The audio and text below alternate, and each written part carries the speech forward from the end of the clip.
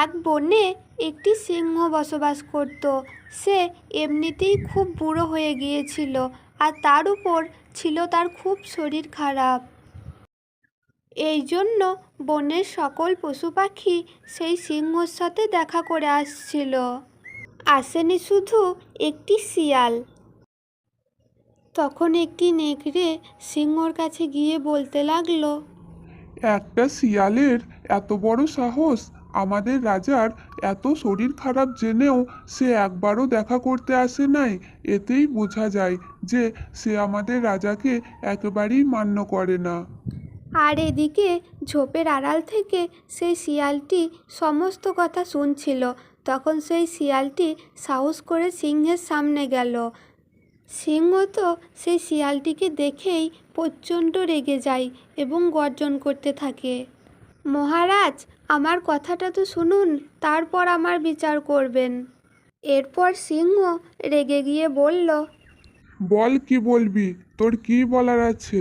আমার এত শরীর খারাপ, বনের সকল পশু পাখি আমাকে দেখতে এসেছিল, আর তুই আসিসনি। তোর এত বড় সাহস! মহারাজ, আপনাকে সবাই দেখতে এসেছে, কিন্তু আপনার জন্য ওষুধ তো কেউ আনেনি। আর ওষুধ না পেলে আপনি সেরে উঠবেন কি করে? এ কারণেই তো আমি এতদিন ওষুধ আনতে গিয়েছিলাম। আচ্ছা, তুই ওষুধ পেয়েছিস? দে আমাকে ওষুধ, তাড়াতাড়ি দে, আমি খেয়ে সুস্থ হয়ে উঠি।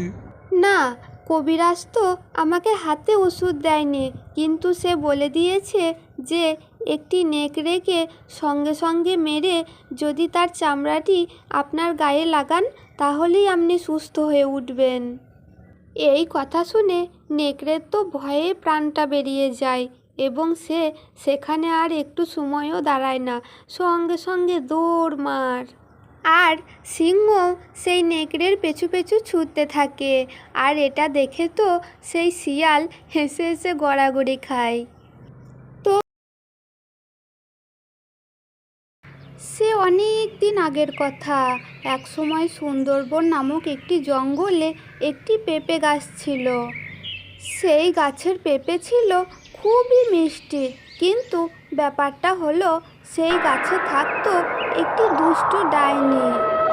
সেই গাছের পেঁপে এতটাই সুস্বাদু ছিল যে বনের সকলে সেখানে চুরি করে খেতে যেত। কিন্তু সেই ডাইনি যদি কাউকে ফল পাড়তে দেখে নিত, তাহলে সেই ডাইনিটি তাকে ওই পেঁপে গাছে পেঁপে বানিয়ে রেখে দিত। একদিন এক টুনি পাখি এবং তার ছানা সেই রাস্তা দিয়ে পেরিয়ে যাচ্ছিল, আর তখন তারা সেই পেঁপে গাছটিকে দেখতে পেল।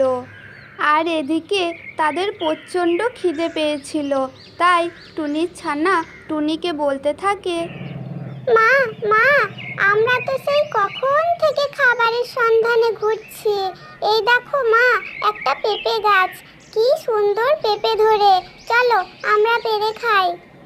যখনই টুনি এবং টুনির ছানা পেঁপে পেড়ে খেতে লাগলো, ঠিক তখন সেখানে উপস্থিত হলো সেই ভয়ঙ্কর ডাইনিটি। এটা দেখে তো সেই ডাইনিটি প্রচণ্ড রেগে যায় এবং সে বলতে থাকে, কি, তোদের এত বড় সাহস? তোরা আমার গাছে পেঁপে পেড়ে খাচ্ছিস? দাঁড়া, তোদের মজা দেখাচ্ছি। এই বলে সেই ডাইনিটি টুনির ছানাটিকে একটি পাথরে পরিণত করে দেয়, আর সে সেখান থেকে তখন চলে যায়। আর তখন তো টুনি পাখি প্রচণ্ড কান্না করতে থাকে তার ছানার জন্য। ঠিক তখনই সেখানে একটি সাধু বাবা আসে, আর সাধু বাবা টুনিকে বলতে থাকে, টুনি, টুনি, তুমি কান্না করো না। আমি তোমার সন্তানকে আবার আগের অবস্থায় ফিরিয়ে দিতে পারি, যদি এই ভিডিওটা যারা দেখছে তারা যদি এই চ্যানেলটিকে একটি সাবস্ক্রাইব করে দেয় এবং একটি লাইক করে দেয়। বন্ধুরা, প্লিজ তোমরা এই চ্যানেলটিকে একটি সাবস্ক্রাইব করে দাও এবং একটি লাইক করে দাও। ঠিক তখনই সেই সাধু বাবা তার জাদু শক্তি দিয়ে টুনির ছানাকে আবার আগের অবস্থায় ফিরিয়ে আনে, এবং টুনিতে তখন খুব খুশি হয়। তখন তারা সেই জঙ্গল ছেড়ে অন্য জঙ্গলে চলে যায়। তো বন্ধুরা, তোমাদের এই ভিডিওটি কেমন লাগলো? যদি ভালো লাগে তাহলে অবশ্যই চ্যানেলটাকে একটি সাবস্ক্রাইব করে দেবে এবং একটি লাইক করে দেবে। ধন্যবাদ সকলকে।